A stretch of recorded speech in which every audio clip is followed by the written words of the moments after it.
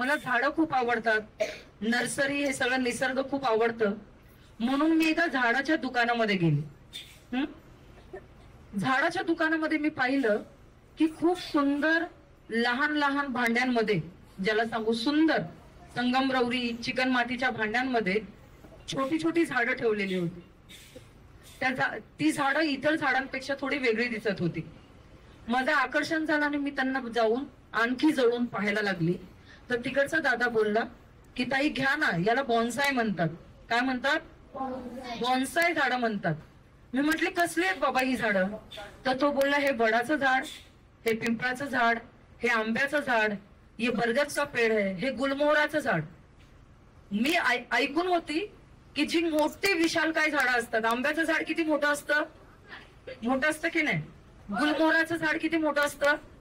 खूप मोठं असतं, हे की नाही? पिंपळाचं वडाचं झाड खूप मोठं असतं. पण ती तिकडे कशामध्ये होती? छोट्या छोट्या भांड्यामध्ये होती, उथळ ताटामध्ये होती. खूप कलाकुसर केलेल्या छोट्या छोट्या वाडग्यांमध्ये पिंपळाचं एवढंच झाड, आंब्याचं एवढंच झाड, गुलमोहराचं एवढंच झाड. आणि तो तिकडचा जो माणूस होता तो मला खूप रिक्वेस्ट करत होता, ताई घ्या, एका झाडाची किंमत 1,500, कोणत्या झाडाची किंमत 2,500. आणि तुम्हाला विश्वास नाही होणार, ते माझ्यासाठी असा थोडासा धक्का देणारं होतं की मी आजपर्यंत वडाची पिंपळाची झाडं कशी बघितली? मोठी बघितली, आहे की नाही? अशी बघितली. काय काय करतात ती? एकदम विशाल काय, त्यांना फळं येतात, त्यांना फुलं येतात, ते सावली देतात, आहे की नाही? आणि त्यांच्या सावलीच्या खाली आपण उभे राहतो. पण ती एवढी एवढीशी झाडं केली कशी असतील? काय केलं असेल त्या झाडांना एवढं एवढंसं करायला? तर जेव्हा ते पिंपळाचं, वडाचं, गुलमोहराचं, आंब्याचं आणि अशी शेकडो हजारो जाती म्हणतात की भारतामध्ये अशा खूप प्रजाती आहेत ज्यांचं बोन्साय झाड करू शकतात. आणि काही लोकांच्या नावावर हे विक्रम नोंद आहेत ज्यांनी बोन्सायची झाडं केलेली आहेत. लक्षात द्या, काय करतात त्या झाडांबरोबर की एवढं मोठं झाड जे आहे ते एवढंच झाड होतं. हे उदाहरण तुम्ही लक्षपूर्वक ऐकायचं आणि स्वतः बरोबर घेऊन जायचंय. एवढंच पिंपळाचं झाड जे सावली देऊ शकत नाही, आता त्याला स्वतःचं अस्तित्व नाही, त्याला स्वतःची एजन्सी नाही, त्याला स्वतःचं म्हणणं नाही.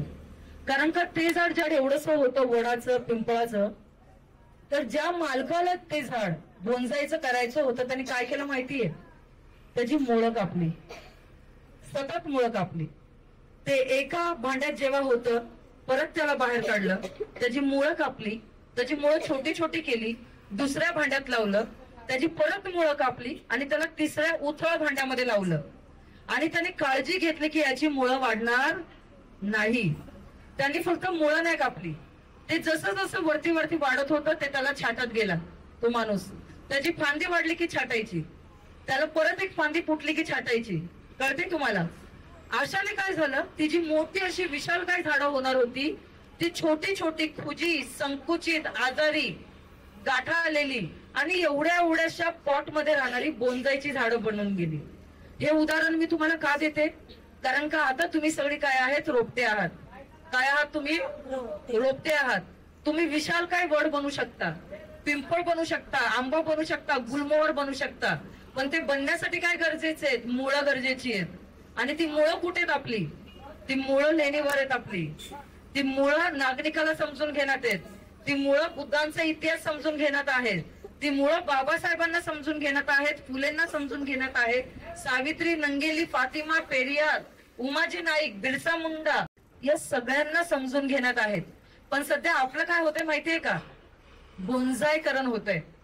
आपण लहान असतानाच आपली काय केली जात आहे? मुळं छाटली जात आहेत. मुळं छाटणं म्हणजे तुमच्या इतिहासापर्यंत तुम्हाला पोचूच दिलं जात नाहीये. आणि तुम्ही जसे थोडे थोडे वाढताय, तुमचा कॉन्फिडन्स, तुमचा सहभाग, तुमचं नेतृत्व, तुमचं म्हणणं, तुमची अभिव्यक्ती सगळं काय केलंय? छाटलं जातंय. वरून पण छाटलं जातंय. आणि जी मुळं जमिनीकडे जाणारी आहेत त्यांना जमिनीपासून काय केलंय? दूर फेकून देऊन एका छोट्याशा भांड्यात, एका छोट्याशा ताटात त्याला काय केलंय? ठेवलं गेलंय. आणि मग तो मालक ठरवतोय की एवढ्या मोठा वड, ज्या वडाच्या छायेमध्ये आणखी 50 लोक उभी राहतील, त्याला एवढंस बोन्साय करून तो मालक आपल्याला 1,500 ते 2,000 मध्ये काय करतोय? विकतोय. हे उदाहरण झाडांचं नाममात्र आहे, पण हे आपल्याला समजण्यासाठी आहे की इकडे भटक्याच्या आदिवासाचे आपण किती लोक आलेलो आहोत? 200-250 लोक आलेलो आहोत. तुम्ही हा विचार करायचा की आपण विशालकाय सावली देणारी, फळं फुलं देणारी आपली चाल, आपली पानं, प्रत्येक गोष्टीचा उपयोगिता मूल्य आहे की नाही? सगळं महत्वाचं आहे. तर असं तर नाही होत आहे ना की आपली मुळं छाटली जात आहेत, आपल्या इतिहासापासून आपल्याला परावृत्त केले जात आहे, आपल्या जमिनीपासून आपल्याला बेदखल केलं जात आहे. अनेक चमकणाऱ्या, महागड्या, खूप आकर्षक वाटणाऱ्या त्या भांड्यामध्ये आपल्याला बसवलं जात आहे. ते भांड आणि ते झाड दुसऱ्यांना तर खूप आवडतंय, पण त्या भांड्यामध्ये असलेलं बोंजाई झाड खऱ्या अर्थाने जिवंत आहे का? आहे का जिवंत? खऱ्या अर्थाने ते जिवंत नाहीये. कारण खरं त्याची काय, त्याची ज्याला आपण बोलू ना, त्याचं अस्तित्वच काय केलंय, नाकारून टाकलेलं आहे. आणि तुम्हाला सगळ्यांना इकडे आणण्याचं जे कारण आहे ते कारण मी इकडे सांगते आणि मी थांबते की आपल्याला विशाल काय वड व्हायचंय, की एका कपामध्ये बसणारं वड व्हायचंय. काय व्हायचंय? कपामध्ये बसणारं वड व्हायचंय की मोठं विशाल काय वड व्हायचंय? बरोबर आहे. सावली देणारं पिंपळ व्हायचंय की असं खुज आजारी एका ताटात बसणारं पिंपळ व्हायचंय? जो जो मालक कापेल, जो छाटेल, जो जसा तारेने बांधून आपल्याला आकार देईल तसं व्हायचं की स्वतःच्या आकाराने विकसित व्हायचंय? कळतंय? हे उदाहरण लक्षात ठेवा. आपली मुळं छाटणाऱ्या लोकांना लक्षात ठेवा, जे आपल्या इतिहासापासून आपल्याला काय करतात, दूर करतात, आपली मुळं छाटतात, आपल्याला खुज करतात, आपल्याला आजारी करतात. त्याच्यामुळे आपल्याला सगळ्यात पहिला शोध घ्यावा लागेल की आपल्या मुळांची दिशा कोणती आहे. आणि त्याच्यातली एक सगळ्यात महत्वाची दिशा कोणती आहे? लेनिनवर येणं, अभ्यास करणं. काय सांगतात बुद्धिझमचे व्हॅल्यू, काय सांगतात महात्मा फुले, काय सांगू पाहत होते. तर मी इकडे थांबते आणि तुम्हाला सगळ्यांना सांगते की प्लीज संगमरवरी, चमक्या, कपामधले बोंजाय होऊ नका. स्वतःच्या मातीत, स्वतःच्या मुळांनी, स्वतःच्या अस्तित्वाने, स्वतःच्या ताकदीने, स्वतःच्या आकाराने आणि स्वतःच्या म्हणण्यानुसार उगवणारे विशाल काय झाड आपल्याला झाली पाहिजेत. आणि त्याच्यासाठी मुळं कुठे गेली पाहिजे? जमिनीत. आणि जमिनीत मुळं जाण्यासाठी काय केलं पाहिजे? जमीन शोधली पाहिजे. नाही तर कोणीही तुम्हाला उपटून कुठे लावून तुमचं बोंजाई करेल. कळते तुम्हाला? जमीन काय केली पाहिजे? शोधली पाहिजे. तुम्ही लोक आहात का शोधायला तयार? कळतंय? तर मग वाचावं लागेल, आमच्या बरोबर सारखं फिरायला यावं लागेल, भटकायला यावं लागेल. कळतंय? आणि एकमेकांना सपोर्ट करावा लागेल.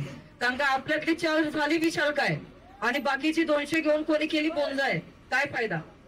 तर हे उदाहरण सगळ्यांना कळणार पण नाही, थोडे वयाने तुम्ही लहान पण आहे, पण डोक्यामध्ये विचार करा.